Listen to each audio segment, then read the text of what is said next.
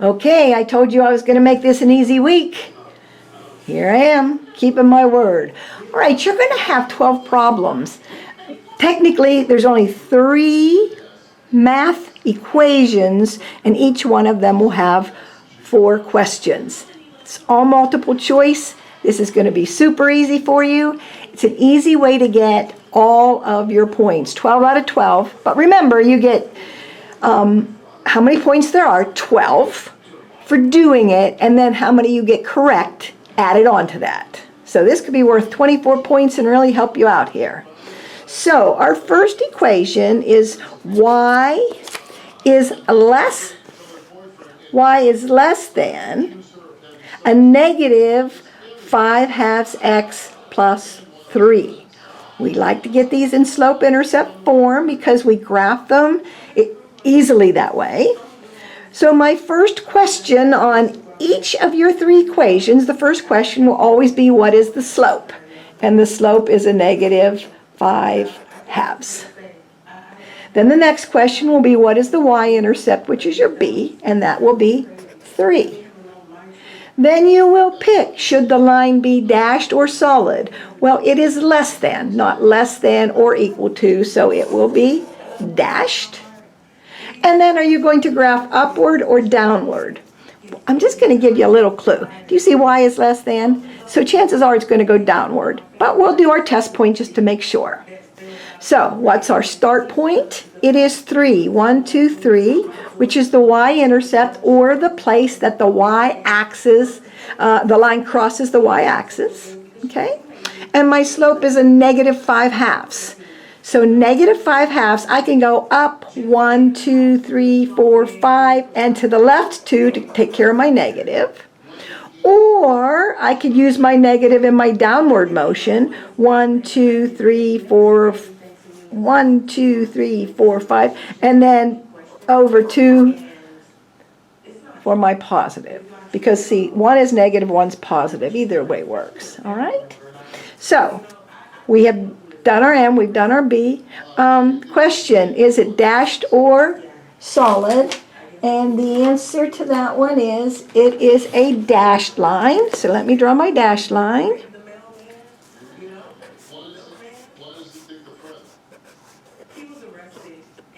Okay.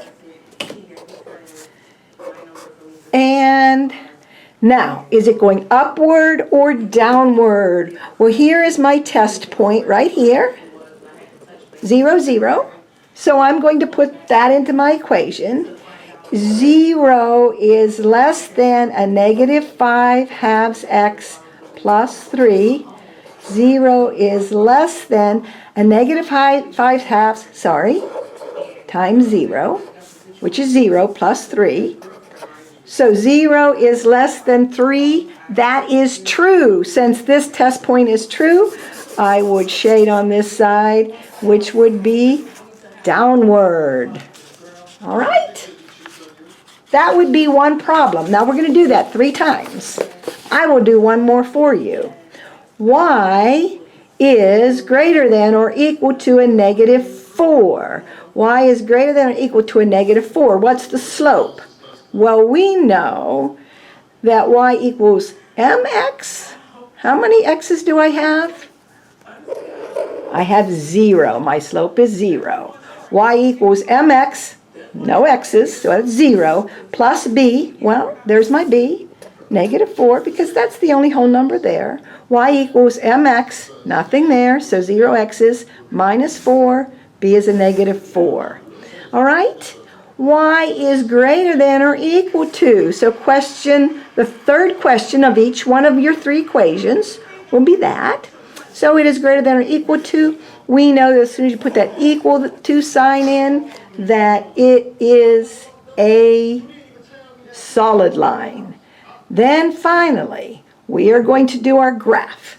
And remember, I told you the easiest way just to remember these is y is negative 4. It doesn't matter what x is. I know that y is negative 4. So I'll say x is a negative 3, y is a negative 4. Here we go. 1, 2, 3, 4. 1, 2, 3. Here we go.